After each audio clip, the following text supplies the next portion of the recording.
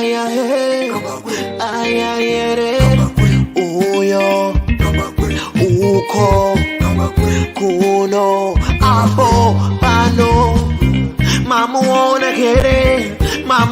kere nice.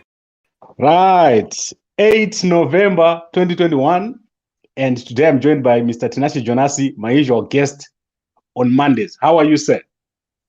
As usual, I bask in the privilege to be invited to Zimbabwe Media. Fantastic. And today we're going to be having a follow-up discussion. You remember that last month we talked about the trip of President Mnangagwa to the UK before it was even announced. And you said a lot about that trip. Did you see what happened over the past week when President Mnangagwa was in Scotland and in the UK? Yeah, no, I was following everything with keen interest. Okay, what is your overall view of that trip? No, the trip was it was a landmark. It was groundbreaking, and it was a huge success because it broke the isolation of almost 25 years. So I think it was very successful because he used the platform to talk about climate change and also talk about the sanctions. Right, let's start with the meetings. Who did President Mnangagwa meet? The significant meetings that he had over there. Yeah, no, from the video clips I saw, he mentioned and the pictures, he mentioned that he talked to Comrade Joe Biden, and the Comrade Joe Biden indicated to his one of the staffers that when they go back to Washington, he must remind him and to make a call so that he can talk with the President Mnangagwa. He mentioned that, and I saw also pictures of him with the Prince William, and he also said he invited the royal family to come to Zimbabwe for tourism purposes. And I saw also pictures of him with the Zambian president HH. I saw also pictures of him with a Kenyan president. Yeah, I think he actually met a lot of leaders, world leaders. Okay, then in terms of the deals, other countries like Zambia and South Africa, they came out with very, very big deals that they signed.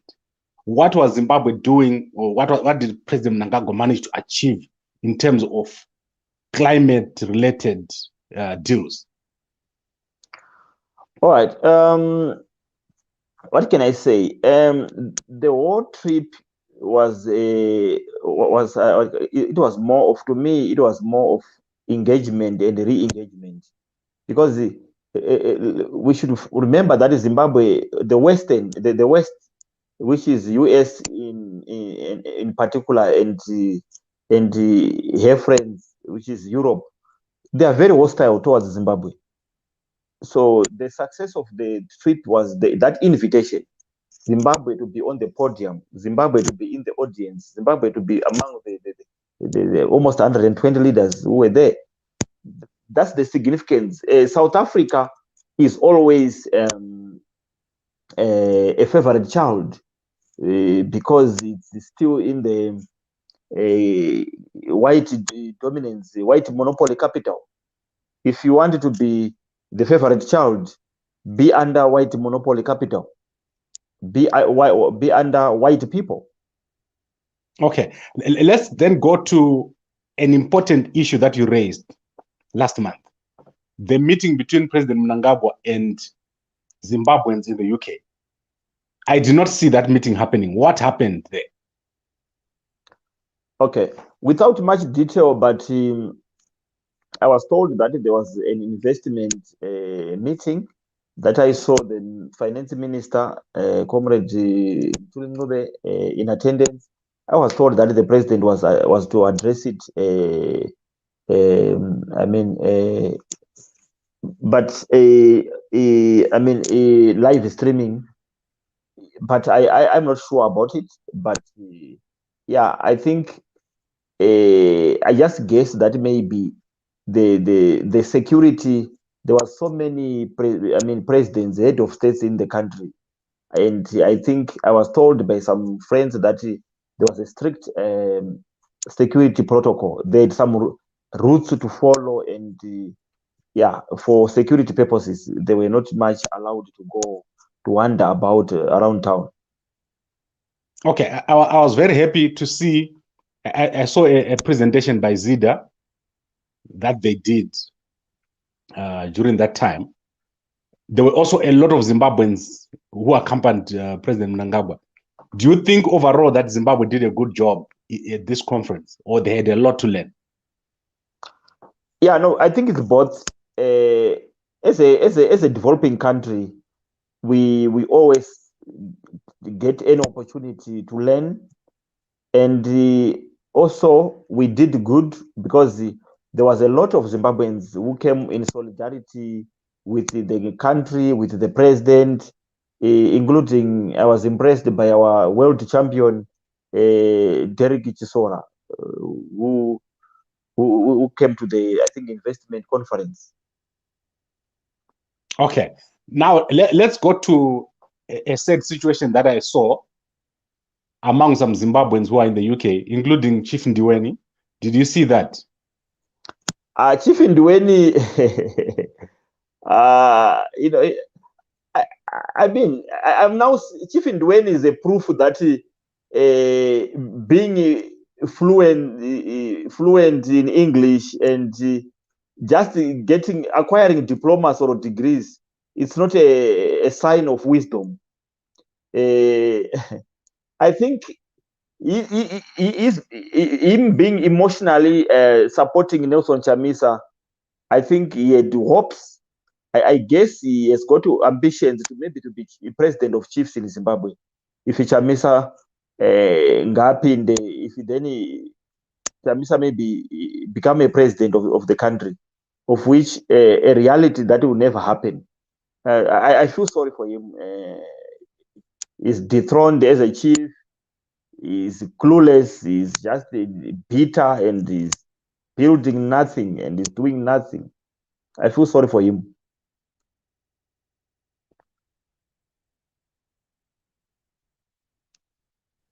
Sorry, apologies. What can we do about Zimbabweans in the UK?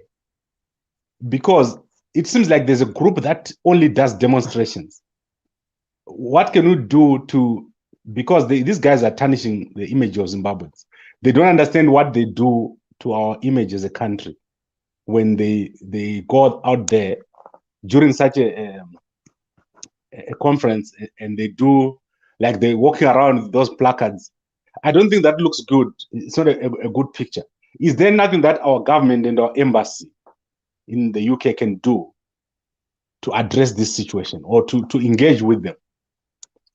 No. I think when we want to solve problems, we need to nick them in the bud. The real problem here is not the people in diaspora or the people in UK.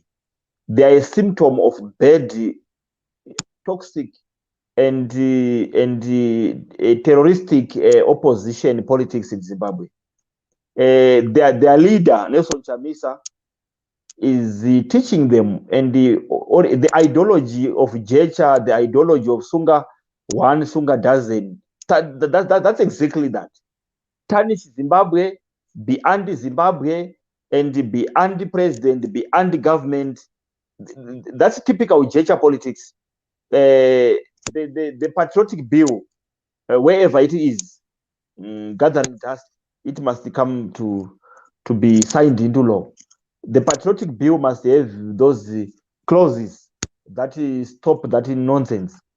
Otherwise, they were even at some point violent towards Martin Aishe and Mr. ZANU-PF or progressive protesters who were protesting against sanctions, and they were almost numbering 10 people. To me, I think if MDC continues on that path, ZANU-PF, but I think the law must take its course. Otherwise, this has got a chance to cause even a genocide, and there can be a political violence, because ZANU-PF people can't always become civil in the face of maximum provocation. So I think the patriotic bill must solve this. Okay, let's go to the last question. President Mnangagwa has gone to the UK, first president in over 20 years. He's obviously serious about engagement. No one can doubt that in Zimbabwe. What follow-up benefits can come up from such a trip? He met all the presidents in Africa who were there, African presidents. He met the key people from overseas. Now, he spoke about the embassy, the United States Embassy in Zimbabwe, that it's misinforming the people in Washington. He's got this view now of what is happening. What are the key steps that he needs to take? For example, starting with the embassy of the United States. I think we need a holistic approach. We can't rely on one approach. Citizens also making noise on social media, continuous, marches and demonstrations. They send the signal. Then also, I won't say much, but there are some Zimbabweans who are filing papers very soon, who are thinking of suing the government of the United States of America, because the sanctions are declared illegal by United Nations, and they didn't follow any international law. We need a multifaceted approach. Okay, but in terms of engagement, obviously, if you sue someone, you are going the opposite of engagement. No. Is there no way that our government can talk to the embassy of America in Harare and get to an agreement and an understanding of how to communicate the actual position of what is happening in Zimbabwe? Because he says Joe Biden is being misinformed by the embassy in Harare. They are sending the wrong information to Washington. What can be done? Because that is the key issue here, that you have the embassy there is sending information that's not correct, according to him. Personally, I don't think the embassy is sending. I think it's a foreign policy of the U.S. government, because remember, the data was crafted by the U.S. Congress, and during the Trump administration, I think sometime last year, I can't remember, someone in the government was saying our enemies, including Zimbabwe. To me, I take it as a U.S. foreign policy on Zimbabwe that is hostile. The embassy is playing to the gallery, because I doubt the embassy will be isolated. I think the president of U.S. obviously would act like he is not aware of anything, but to me, this is anchored on their foreign policy. Okay, so the problem is the foreign policy. It's not the embassy. It's not misinformation. It's just the way it is. Yeah, I think even if I suspect President Mnangagwa knows that it's an American policy on Zimbabwe, but diplomatically he can't directly blame the U.S. president when he is with him. I think that's the engagement strategy, because if he confronts him and say, "Why are you doing this?" Then they won't have space to engage further. But it's clear, because the embassy doesn't have the powers to impose sanctions on us. The sanctions was imposed by the U.S. government, and sanctions are more than misinformation. And yeah, so to me, it's a foreign policy. Okay, and then finally, Boris Johnson, the president of the UK, he did not have a one-on-one meeting with any president. What did you expect him to arrange another meeting with President Mnangagwa in the future? What do you think after this visit? I think even the British foreign policy, to me, it must be in shambles.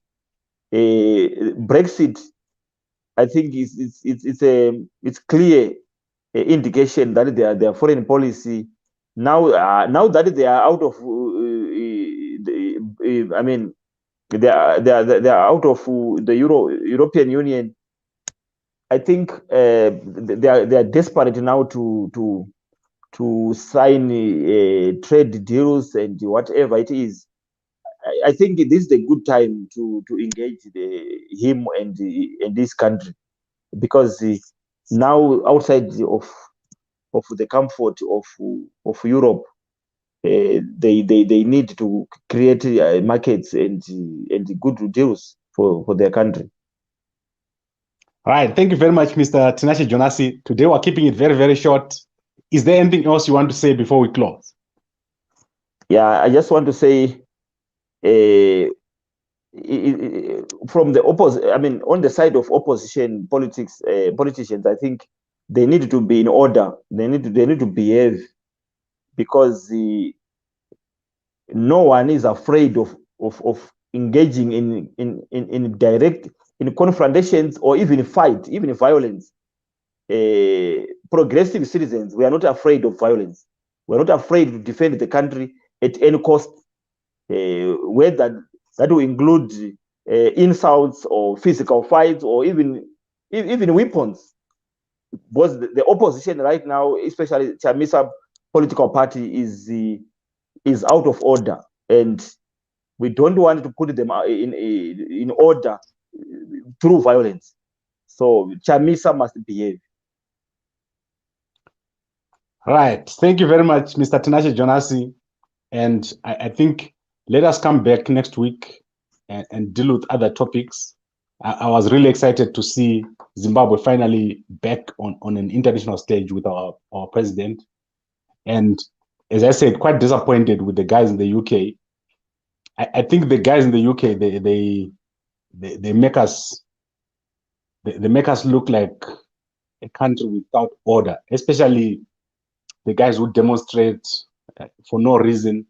They make life difficult for other people in the UK. When you try to look for a job, it's like your country is in crisis. They just make life difficult for themselves, because Zimbabwe is not what they are putting out there, what they are reflecting to the whole world. People like Simbachi Kanza, Shepherd Yuda, I think those guys, I expect more from them, because things are changing. Yeah. And we can't be terrorized by two Malawians. We can't.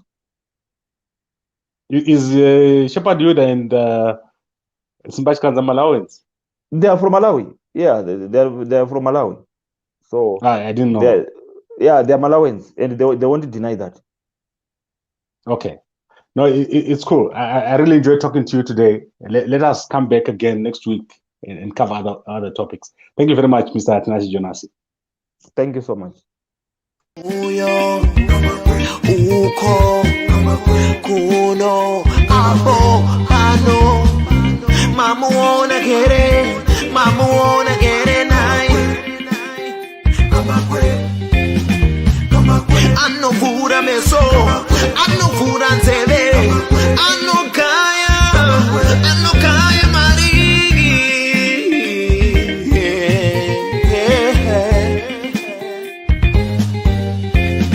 Kama kwe doti komu, wale doti komu usasaire. Kama kwe anokaya marigi. Marigi.